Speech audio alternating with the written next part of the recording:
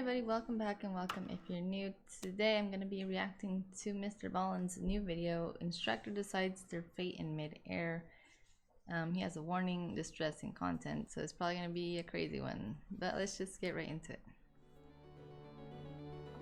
He has a special announcement.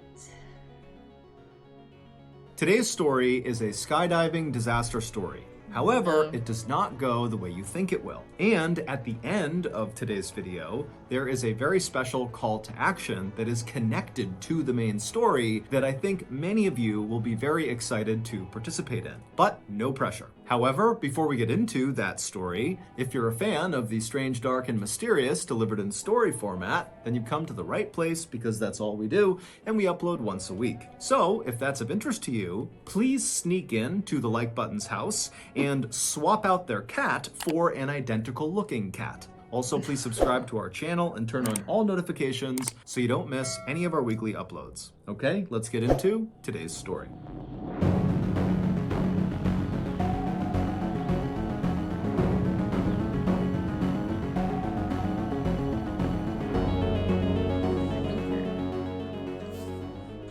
On the morning of August 1st, 2009, 44-year-old skydiving instructor David Hartsock pulled into the parking lot of Skydive Houston in Texas and then made his way inside. A few minutes later, and Dave, like the rest of his colleagues, was hard at work getting ready for the day before the facility opened up and the inevitable weekend rush began. Skydive Houston is actually just a private airport, and it's not really in Houston. It's located about 30 miles to the northwest of Houston in a city called Waller. The main facility of Skydive Houston is situated right up against this huge open airfield that basically looks like a big green grass field. And the main facility itself is comprised of several large buildings, one of which is a huge hangar that contains the Super Twin Otter airplanes, which are the little aircraft that bring the skydivers up so they can jump out. Because Skydive Houston offers something called tandem jumping, it gets a lot of first-time jumpers. Tandem jumping is when a skydiving student attaches to the front of their instructor. Literally, they're buckled onto them, and then the two of them leap out of the plane together, with the student never detaching from the instructor. This method allows the student to just kind of go along for the ride and have no responsibility, while the instructor, who's attached to them, does everything. They make sure they're both stable in the air, they're the ones that pull the ripcord to deploy the chute, they're the ones that land them safely on the ground. And so obviously, tandem jumping really appeals to first-time jumpers. Dave had finished his 3-year-long training course to become a certified skydiving instructor just a few months earlier. But even prior to going through this course, Dave was already a very experienced I don't know how people skydive. Like, it would be cool, but I don't think I'd be able to. Skydiver with over 800 jumps to his credit. And the reason he had so many jumps is because Dave loved skydiving. It had given his life a focus that really nothing else ever had. Dave had always been a kind of average guy. He lived in a very modest house in a suburb of Houston, and for much of his life, he had worked very normal blue-collar jobs, like he had been a cook at 2 different chain restaurants, he had managed a grocery store, and he also had worked at a soda bottling plant. Dave was divorced and had no kids, but he had a really good group of friends who liked to go to bars and go bowling and play darts. And while Dave was never really unhappy with the way his life was going, as he started to creep into his 40s, he couldn't help but think, I haven't really done anything big or important in my life. And so, in 2004, not long after Dave got divorced, one of his good friends asked him if he wanted to go skydiving with him to celebrate that friend's 40th birthday. And Dave immediately thought to himself, this is it. This is a chance to do something big with my life. And so he told the friend, yes, I'd love to go. And after that first jump that Dave did with his friend, Dave was hooked. Whenever Dave was falling through the sky at over 100 miles per hour, it was like nothing else in the whole world even existed. Life became very simple and beautiful. The manager at Skydive Houston saw Dave come in every weekend for years to do all these jumps, and finally, he just offered Dave a job. And so that was how Dave left the soda bottling plant to become a skydiving instructor. So, August 1st, 2009 was a Saturday, Oh, that's cool. and Saturdays at Skydive Houston were incredibly busy with basically non-stop tandem jumps all day. Whenever Dave was not working, so he was jumping on his own, he would always pack his own parachute because, like many other skydivers, he liked to make sure it was done exactly right. But when Dave was working, especially on Saturdays when it was so crazy busy, he didn't have time to pack and repack his parachute after every single jump because he was constantly being sent up again and again and again to take another student. And so instead, he would take one of the pre-packed parachutes that were left out for instructors inside of their clubhouse. That particular Saturday in August of 2009 went very quickly, with Dave going up one after another with different students and jumping out and pulling the chute and landing safely over and over again. And then finally, at the end of the day, right around 4 o'clock, when Dave was getting ready to be done for the day, his manager came up to him and said, "Hey, do you mind doing one more tandem jump?" And even though Dave was really exhausted, he's dripping sweat, it's super hot outside, he'd done 6 jumps that day, which was a lot, he said, "No problem."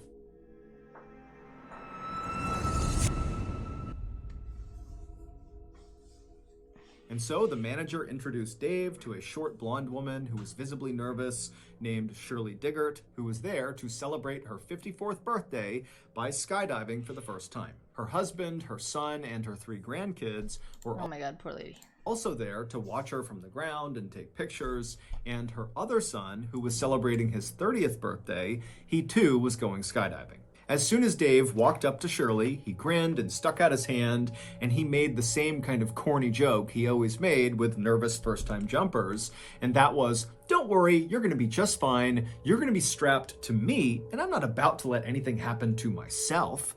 And so Shirley laughed, and she did seem like she was a little bit at ease. And so Dave patted her on the shoulder, and then he walked over and he grabbed one of the pre-packed parachutes off the wall. These chutes actually contained 2 parachutes inside of the backpack. There was the main chute, which typically is the only chute that gets deployed on a jump, and then there was the reserve chute, which is a little bit smaller and is not normally used unless there's some sort of emergency where the main chute fails. After every jump, because the main chute has been deployed, it gets repacked and stuffed back into the backpack. But the reserve chute, because it almost never gets deployed, just stays packed. And so Skydive Houston, like basically every other skydiving facility, has certified technicians come in periodically to test the reserve chutes inside of the bag to make sure they're still packed exactly right. After grabbing the pre-packed parachute off the wall, Dave walked back over to Shirley, who was now in the staging area putting on her flight suit. A flight suit is a single garment. It kind of looks like a big onesie for an adult. And so Dave walked over, he put the parachute down, he tugged and pulled on her flight suit to make sure it was good. And then after he was satisfied, he picked the parachute back up and he signaled to Shirley, as well as Shirley's son, who was also skydiving, to follow him.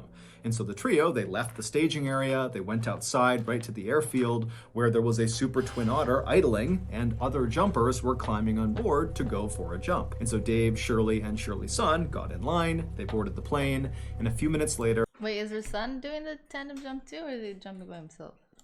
they were airborne. As the plane slowly climbed up to 13,500 feet, which is the jumping altitude, Shirley was sitting directly in front of Dave. They were on a bench seat on the back right of this little airplane, and Dave made a point of talking to Shirley and asking her where she was from and what she did to kind of ease her nerves. Shirley would tell Dave that this was not the kind of thing that she typically did. In fact, she told Dave that her other son, who was jumping with them, when he first decided he wanted to try skydiving a year earlier, she had desperately tried to talk him out of it, saying it was too dangerous. But recently, Shirley and her husband had decided that they needed to be more adventurous. They lived in a quiet town in rural Texas where Shirley was a mail carrier and her husband worked in a mine, and their lives were just kind of simple and very routine-oriented and kind of boring. So when Shirley's son, who was skydiving with them that day, had asked Shirley to go skydiving on her 54th birthday,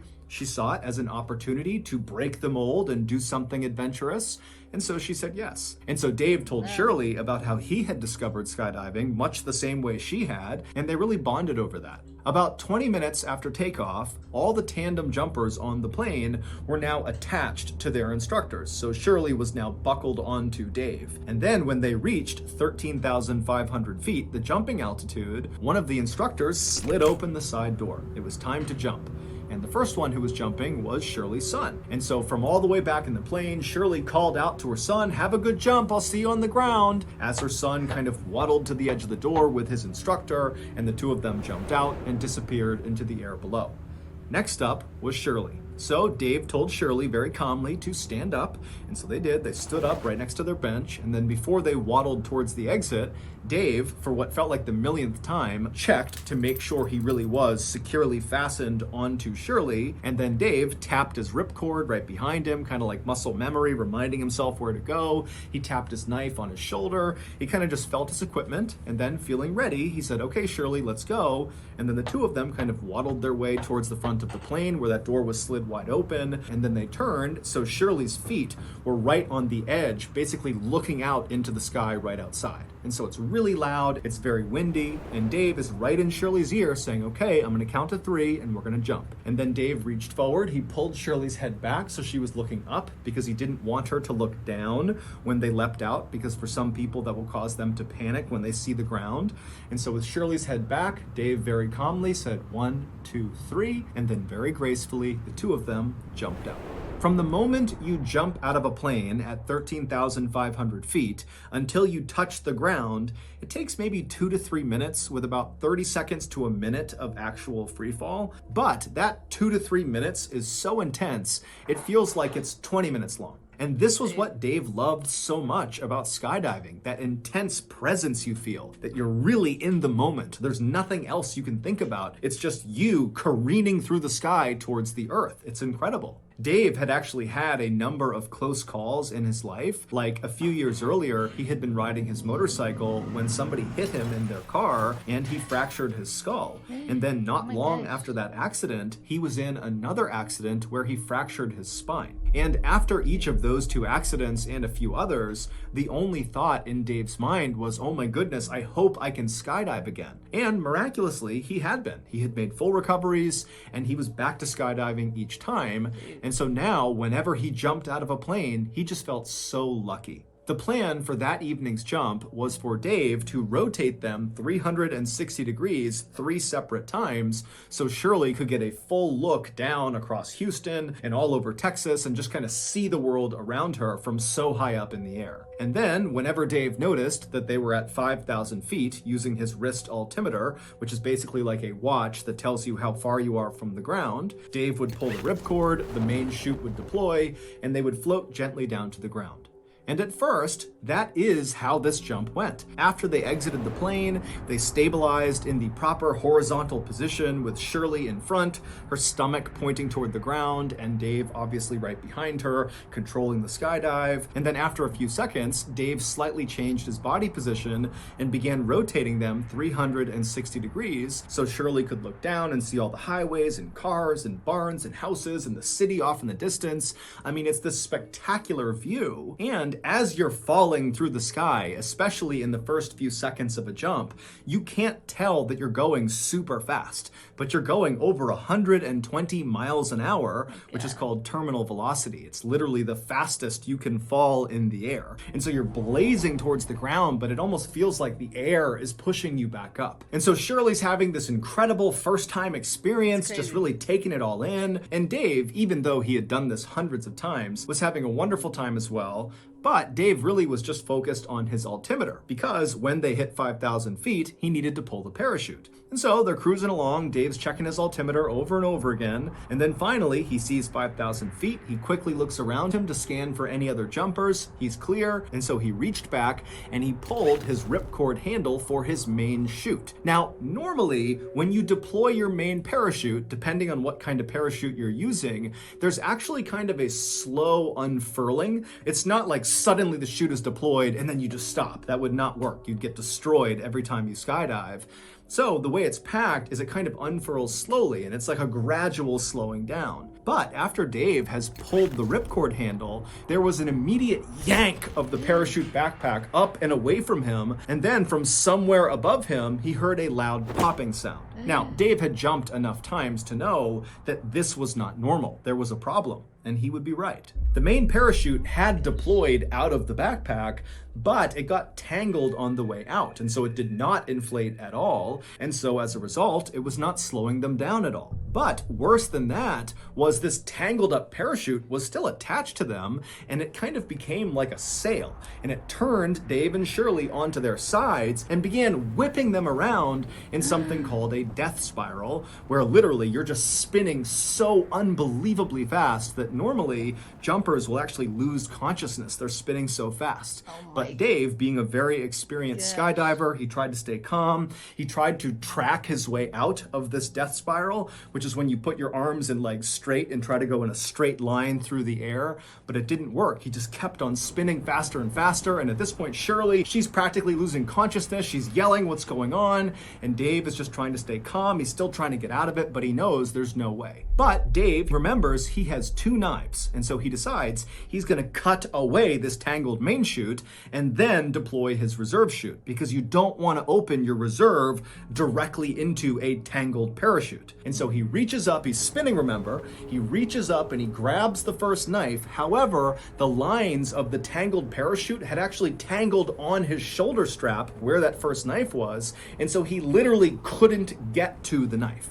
And so now they're below 5,000 feet. They're at like 4,000, closing in on 3,000 feet. I mean, they're coming close to the ground here, and they don't have a canopy. But Dave, he stays calm. They're spinning around. He can't get that first knife, and so he reaches for the second knife, which was placed in front of Shirley. But because of how quickly they were spinning, he couldn't quite get his arm out to grab the second knife. It was just impossible to grab it. And so without any other options, Dave had to pull his reserve chute, knowing it was going to go straight into this tangled mess right above them. And so the reserve chute, it deploys, and it does work, at least at first. There's that gradual slowing down sensation that Dave immediately feels. Their spin begins to stop, and for a second, it seems like they're going to be saved by this reserve chute, because by now, they're only about 2,000 feet from the ground. However, the worst case scenario happens to Dave and Shirley. As soon as their reserve chute was up over their head, inflated, their main chute suddenly caught air and inflated as well.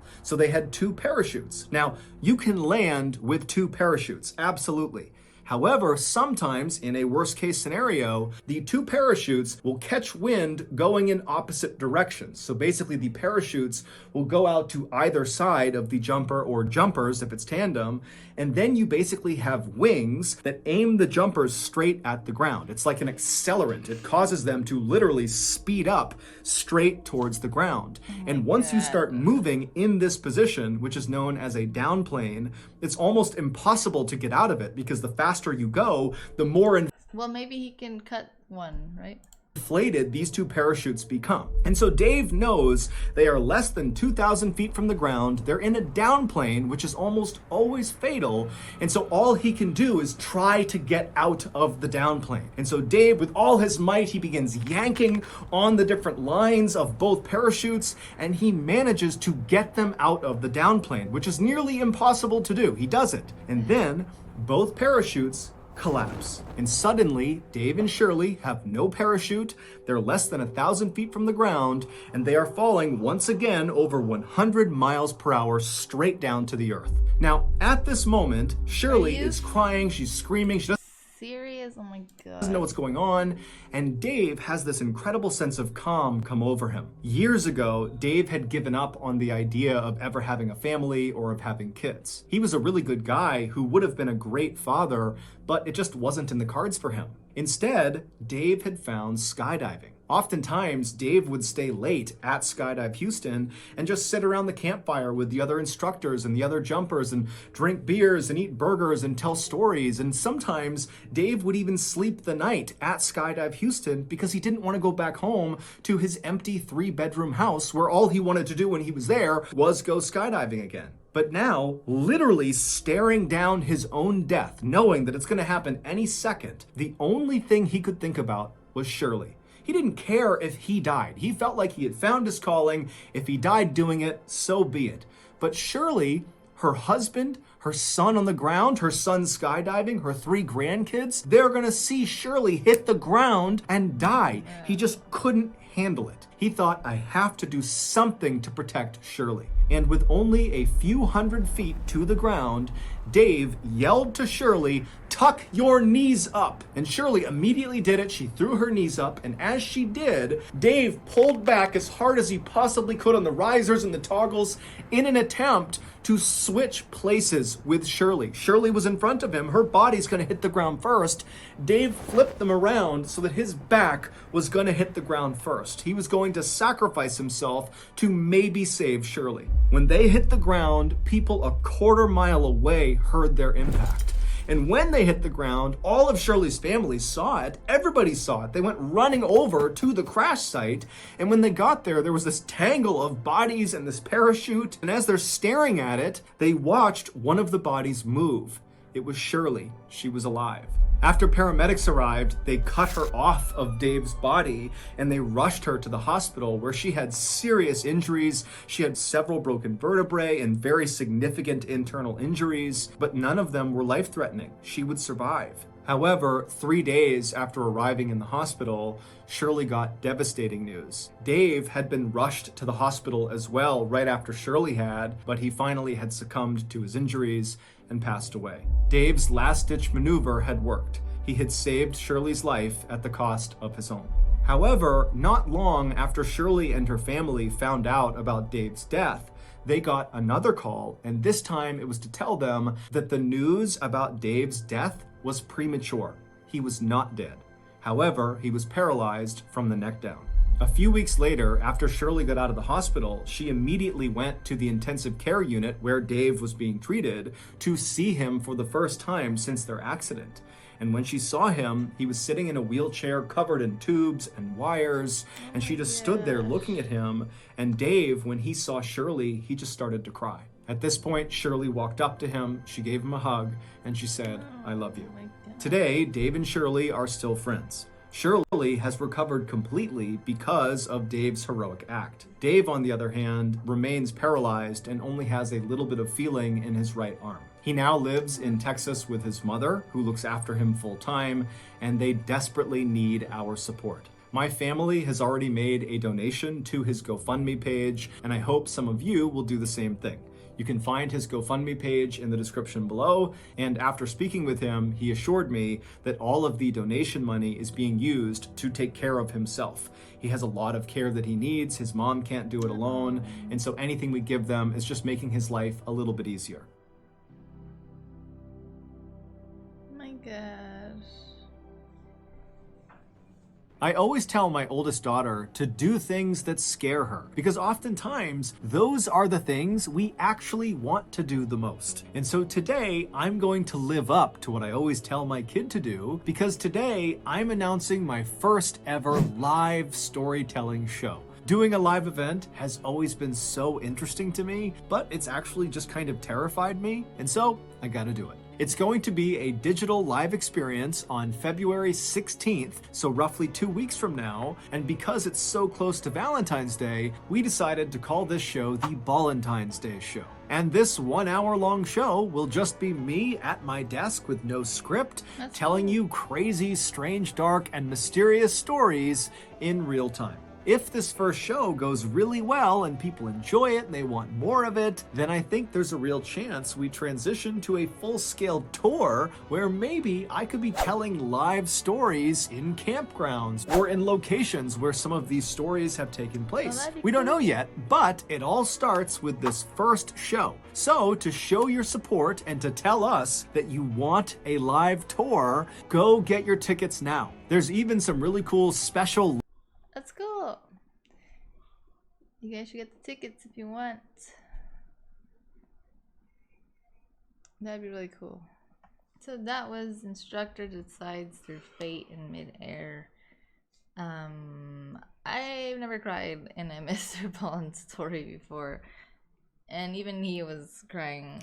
That's just crazy. And the fact that he survived is even more crazy. And I'm just happy that he did, because I mean, what he did was amazing, and he can probably still even skydive if somebody else, if he does the same thing that he would do for other people with the tandem skydiving. I don't know if he would still want to do it, but definitely look at the donation if you guys can. That would be really cool. He has 168,000 raised of 250,000, the goal. So if you guys can, you know, donate anything, just $1 could help. You know, if 1,000 people donate $1, that's $1,000. You know, so anything helps. And I also, somebody said in the comments of one of my videos that and I've seen also that Turkey and Syria had a really bad earthquake, so I'll also put a donation link in the description for that too, and I'll put this one as well in my description. But yeah, that was crazy, and he literally saved her life. I mean, how most people, no matter how selfless they may seem, in the moment of it's your life or somebody else's, most people would probably choose their own life, you know. But he chose to save her, and I just can't believe that happened. That was just a worst case scenario in like every way, but they survived, which is a miracle. But if you guys can donate, that'd be awesome. I'm definitely going to both causes. And yeah, thank you so much for watching, you guys. I hope you guys have a great day or night, and I hope to see you guys next time.